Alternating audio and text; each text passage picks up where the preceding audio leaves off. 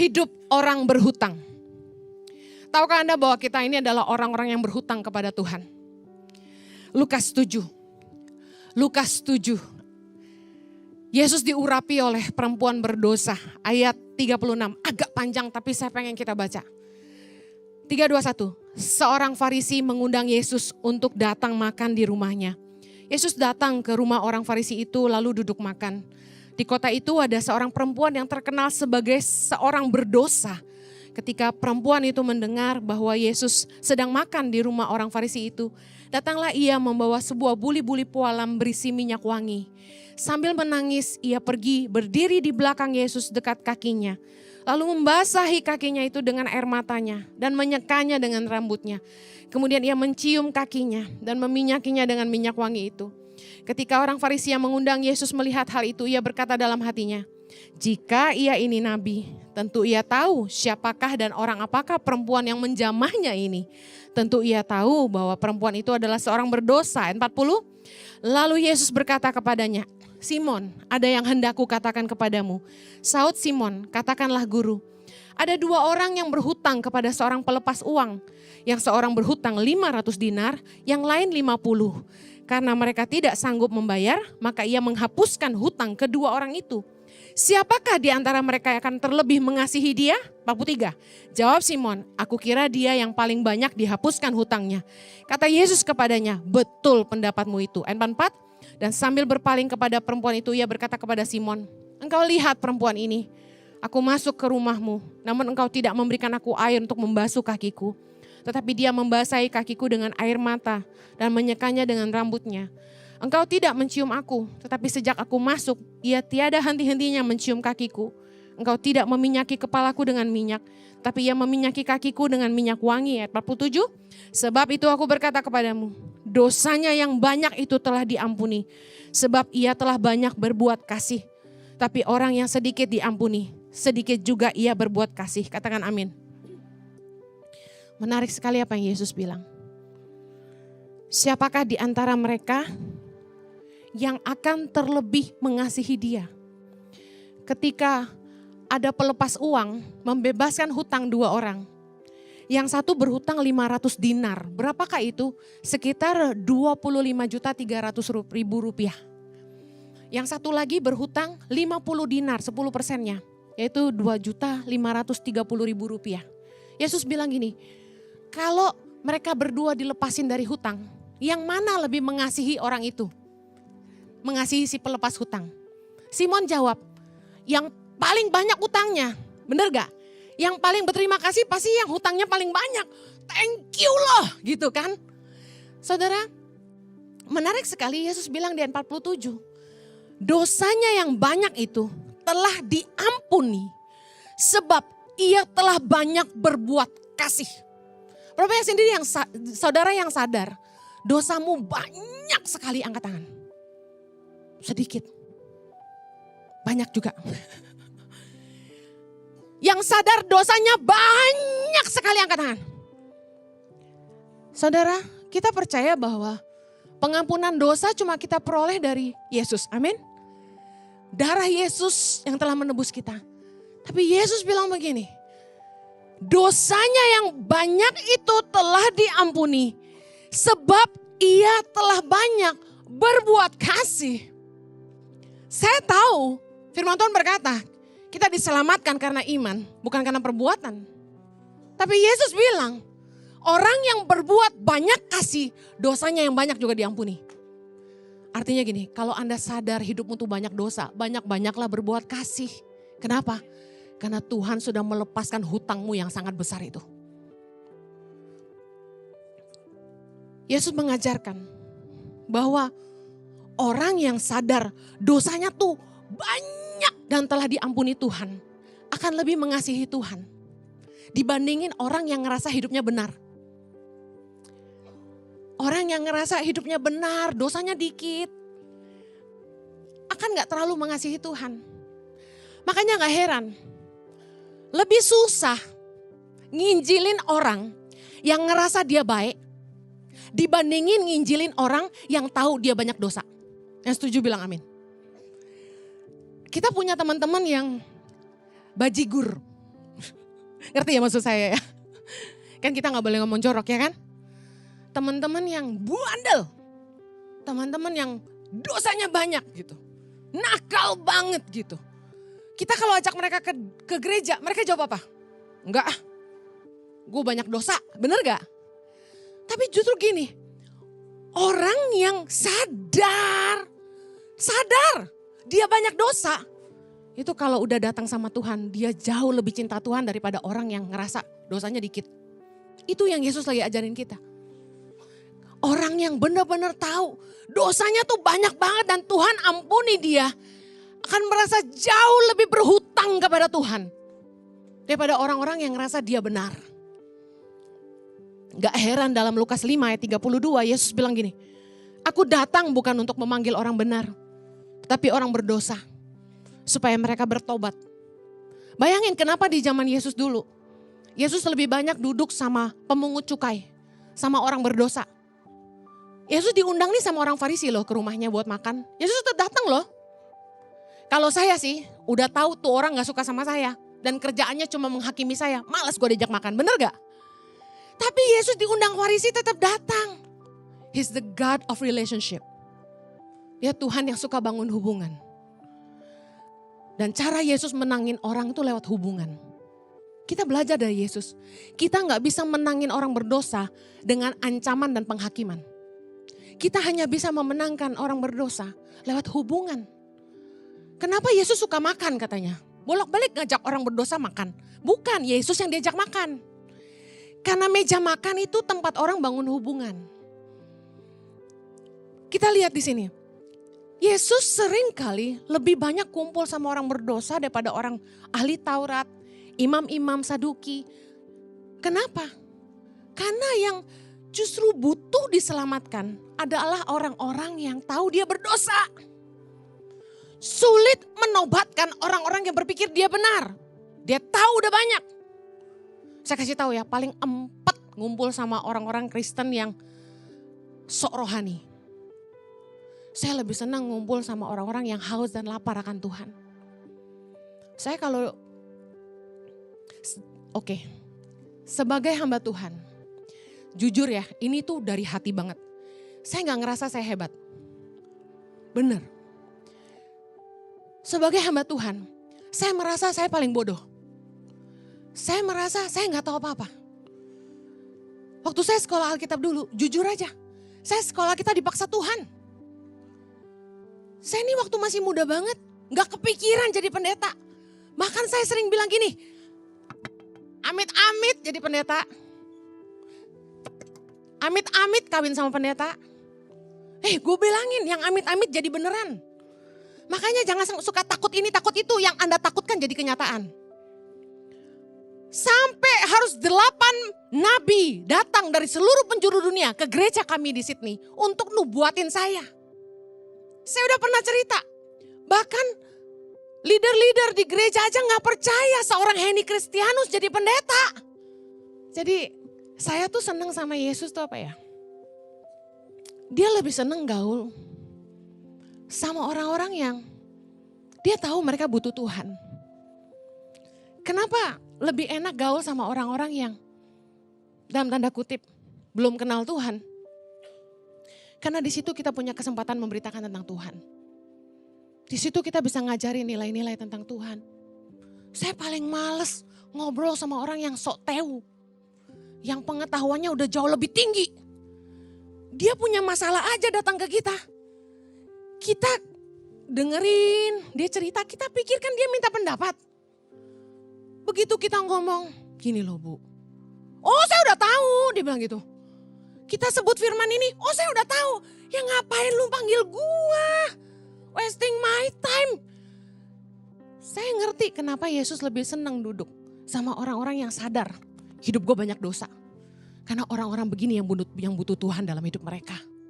Hati-hati. Kalau Anda udah jadi Kristen lama, saya kasih tahu. Jangan terlalu sok rohani sampai Anda gak haus lagi. Orang Kristen tuh kalau punya masalah, mereka gak butuh nasihat firman Tuhan. Mereka udah hafal luar kepala, lebih hafal dari pendeta. Mereka cuma butuh didengar. Makanya saya paham banget.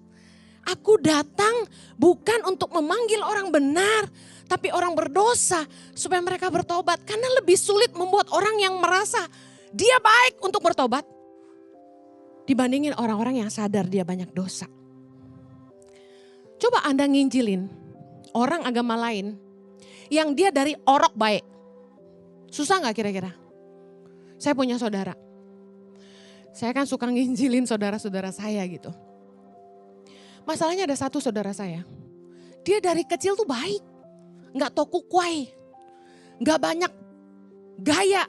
Gak nakal sama sekali. Baik sekali. Sekolah bagus. Gak pernah bandel. Ngomong juga sopan. Nikah sama istri baik. Kerja juga baik. Kayak gak ada cacatnya gitu. Aduh, nginjilin dia tuh susah sekali. Karena dia berasa gini. Gue udah baik. Jadi saya ngerti. Memenangkan orang yang merasa dia sudah baik. Dia orang benar. Itu sulit. Tapi orang-orang yang sadar dia tuh banyak dosa. Justru orang-orang ini yang sangat membutuhkan kasih karunia Allah yang bisa membenarkan mereka. Orang-orang yang sadar mereka udah banyak dosa dan mereka butuh diampuni. Dan mereka butuh anugerah Allah. Dalam Lukas 18, dalam sebuah kisah pemungut cukai dan orang Farisi yang pergi ke bait Allah untuk berdoa. Orang Farisi sombong sekali. Aku ini gak seperti orang lain. Aku bukan perampok. Aku bukan pezina. Aku bukan seperti pemungut cukai ini. Wah, orang Farisi memuji diri sendiri. Tapi di sudut ruangan dalam Lukas 18 ayat 13. Tetapi pemungut cukai itu berdiri jauh-jauh. Bahkan ia tidak berani menengadah ke langit. Melainkan ia memukul diri dan berkata, Ya Allah, kasihanilah aku orang berdosa ini. Ayat 14, Yesus berkata gini, orang ini pulang ke rumahnya sebagai orang yang dibenarkan Allah dan orang lain itu tidak. Sebab barang siapa meninggikan diri, ia akan direndahkan. Dan barang siapa merendahkan diri, ia akan ditinggikan. Mari sadari, kita ini orang-orang berdosa yang butuh dibenarkan Allah. Kita ini adalah orang-orang yang butuh kasih karunia Allah. Kalau kita jadi orang Kristen ngerasa kita benar, hati-hati.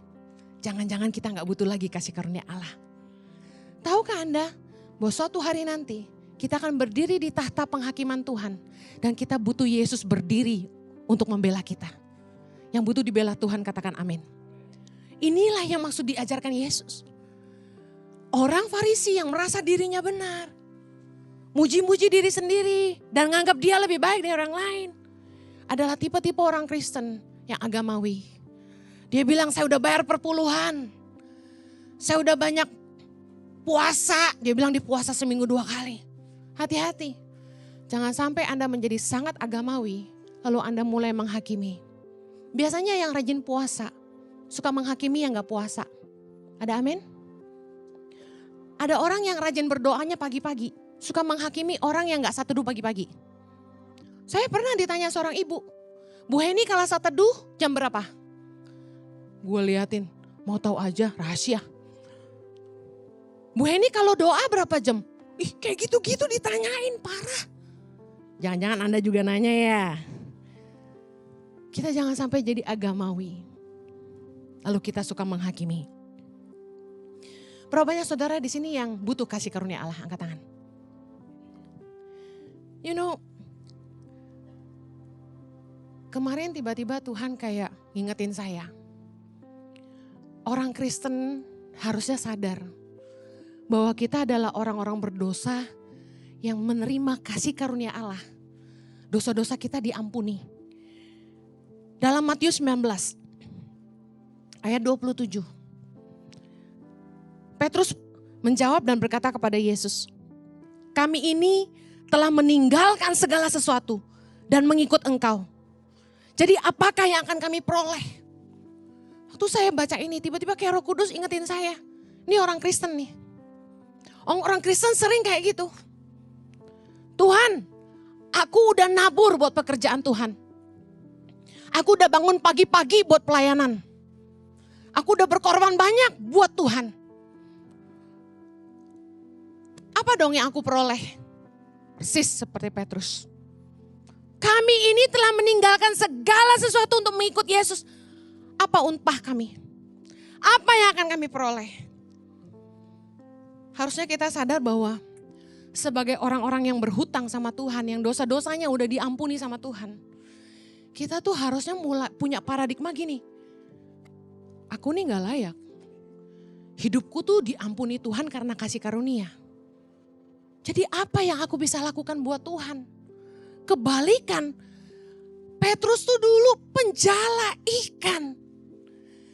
Tapi Yesus panggil dia jadi penjala manusia. Yesus angkat dia, didik dia, mentor dia sehingga jadi rasul.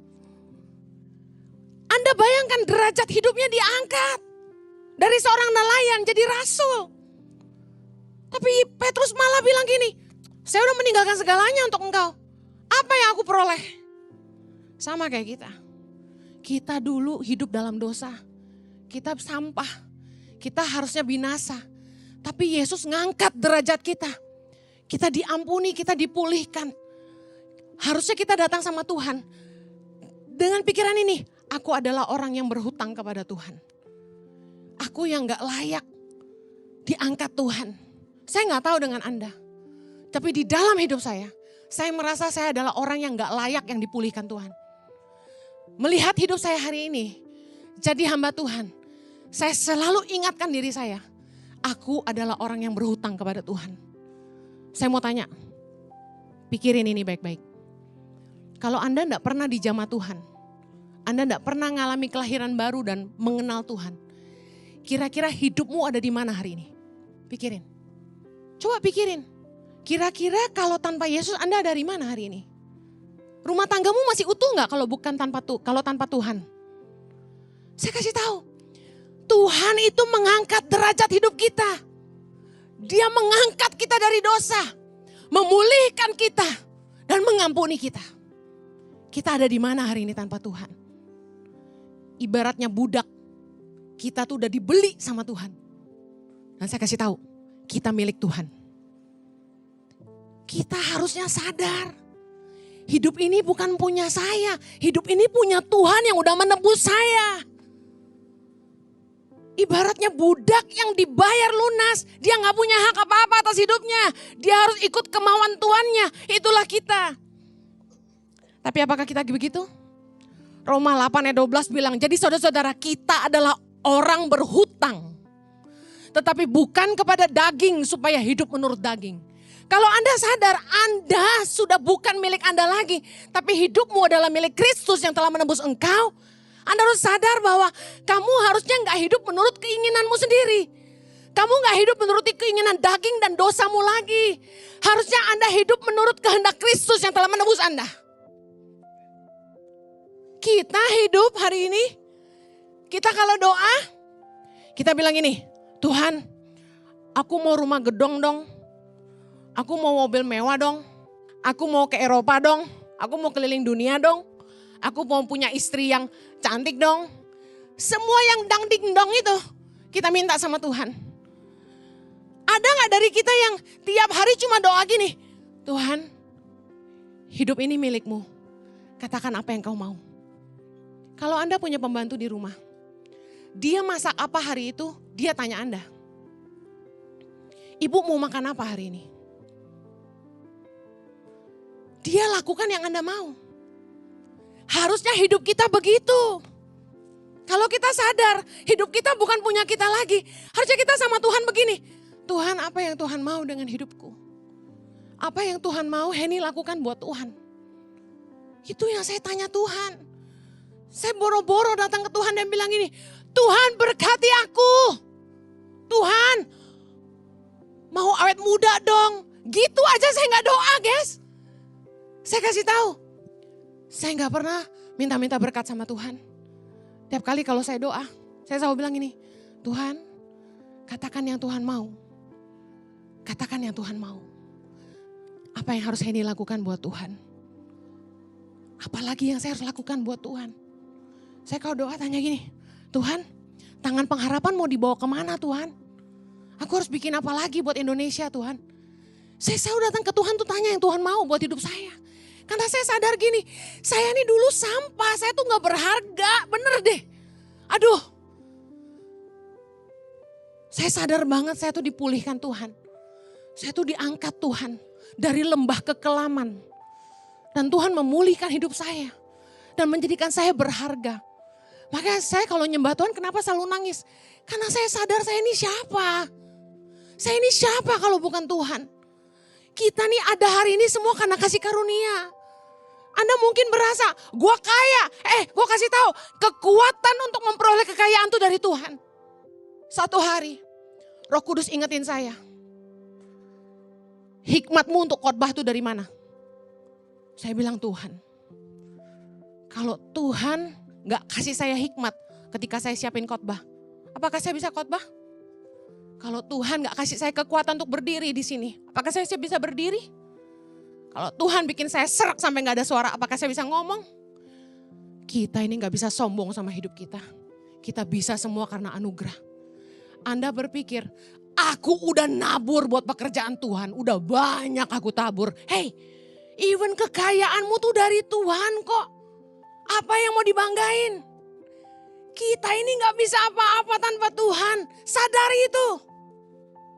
Katakan aku bukan apa-apa tanpa Tuhan. I am nothing without God. Amen. Kita adalah orang-orang yang berhutang. Tuhan itu udah bayar kita lunas.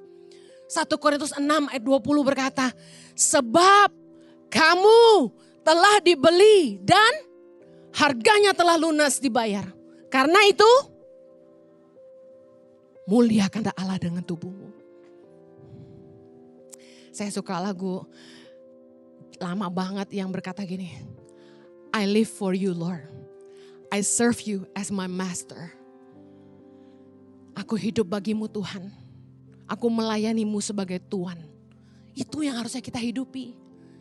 Yesus itu Tuannya kita, He is our master. Makanya kalau kita nyembah itu, nyembah dengan segenap hati. Kita kalau sama presiden aja bisa hormat. Kenapa kalau nyembah main-main? Dia raja segala raja, dia layak terima pengagungan kita, amin. Muliakan Allah dengan hidupmu. Artinya gini, semua yang kamu lakukan harus mempermuliakan Tuhan. Ketika kamu sebut dirimu Kristen, hati-hati dengan hidupmu. Hati-hati dengan perkataanmu. Jangan sampai kamu malu-maluin Tuhan. Karena di belakang kamu ada nama Kristus di situ. Amen. Sadarkah Anda bahwa hidupmu telah ditebus? Dan harganya sudah lunas dibayar? Ibarat Anda beli budak. Budak itu milik Anda. Budak itu hanya melakukan apa yang Anda katakan. Dan kita ini telah lunas dibayar. Kita adalah orang-orang yang berhutang kepada Tuhan. Dia yang telah mengampuni kita. Mengangkat kita dari lumpur dosa. Memulihkan hidup kita. Saya mau cerita. Bayangkan kalau saya menolong anak yang dari keluarga gak mampu. Miskin, makan susah, sepatu gak punya, seragam compang-camping, orang tuanya gak ada. Lalu saya ambil, saya bawa pulang. Saya angkat jadi anak saya. Saya mandiin yang bersih. Saya kasih baju yang bagus. Saya kasih sepatu. Saya pergi ke Bali, saya ajak. Nginep di hotel sama saya. Saya kasih makanan yang layak. Dia mau makan steak, saya kasih steak. Saya sekolahin yang bagus. Lalu tiba-tiba ketika anak itu besar, dia meninggalkan saya. Mencampakkan saya begitu saja. Dia gak ingat bagaimana hidupnya diangkat, derajatnya diangkat. Kira-kira bagaimana perasaan Anda? Marah gak? Kecewa gak? Anda yang dengerin cerita aja pasti bilang gini, gak tahu berterima kasih, betul? Anda akan bilang apa? Kurang ajar. Makanya tuh jangan terlalu baik sama orang, benar? Hei, Tuhan juga gitu sama kita. Kita nih siapa? Kita ini sampah yang diangkat pakai tangannya. Dia pilih kita. Dari sekian juta manusia di Indonesia, dia pilih Anda dengan tangannya. Bersihkan Anda. Sadarkan Anda akan dosa. Dia kasih hidup yang baru buat kamu. Dia kasih masa depan. Dia berkati hidupmu. Tapi yang terjadi sama kita? Kita hidup dalam dosa. Kita mulai hitung-hitungan sama Tuhan. Saya capek Tuhan pelayanan. Saya udah nabur banyak buat Tuhan. Gimana usaha saya gak diberkati? Harusnya kan Tuhan memberkati taburan saya berlipat kali ganda. Kita kan gitu ya. Saya mau kasih tahu, Tuhan gak hutang apa-apa sama kita. Kita yang hutang sama Tuhan. Kalau Anda sadar, Tuhan udah terlalu baik sama Anda. Sebagai orang yang berhutang, attitude kita harusnya gimana? Kita tanya sama Tuhan, apa yang saya bisa kasih buat Tuhan? Apa yang saya bisa lakukan buat Tuhan? Benar gak? Sebagai orang yang tahu berterima kasih, kita akan datang sama Tuhan dan bilang gini, dengan apakah ku balas segala kebaikanmu? Saya tuh kasih hidup saya buat Tuhan. Karena Tuhan udah terlalu baik buat saya. You know, saya gak lihat catatan saya lagi karena saya mau tutup dengan ini. Saya waktu muda tuh hidup hancur-hancuran. Saya haus kasih sayang. Saya besar tanpa orang tua. Dan hidup saya morat-marit. Saya rusak dari umur 14. Pacaran ganti-ganti, bener gak? Sulit setia. Haus kasih sayang. Haus penerimaan. Saya mengalami kesulitan untuk setia, saya kasih tahu. Kenapa? Haus kasih sayang. Gak punya figur ayah yang baik. Makanya nih, orang-orang tua dengar. Papa penting dekat sama anak. Anak-anakmu butuh kamu. Mama penting jadi teladan. Anak-anakmu butuh kamu. Jangan karena keegoisanmu kamu berantem tinggalin anakmu. Anak-anak kita mau lahir jadi generasi apa? Saya gak salahin orang tua saya. They did what they did. Tapi saya sempat rusak karena masa-masa itu. Oh, sampai hari ini orang tua saya gak tahu apa yang saya lakukan. Saya tutup rapat. Mungkin one day saya akan bukakan. Sebelum saya mati lah. Saya rusak parah. Dan apa yang terjadi? Tuhan pulihkan saya umur 16 tahun. Jadi nakalnya gak sempat lama banget gitu. Tapi udah rusak parah. Saya kasih tahu. Saya tahu. Kalau Tuhan gak selamatin saya jadi apa? Jadi kalau hari ini saya jadi hamba Tuhan, semua karena anugerah. Saya gak pernah ngerasa saya hebat. Kalau hamba Tuhan lain bilang saya pendeta percintaan, mungkin cocok juga karena pacar saya banyak dulu. Kalau pendeta-pendeta lain bilang, dia rada bodoh, STT-nya di mana, sekolah kitab di mana sih? Gak apa-apa. Saya gak perlu tahu banyak, tapi saya pengen melakukan banyak. Mungkin saya cuma tahu sedikit, tapi yang saya tahu pasti adalah gini. Saya cuma jadi hamba Tuhan karena Tuhan yang mau saya jadi hamba Tuhan. Saya serahin hidup saya sama Tuhan.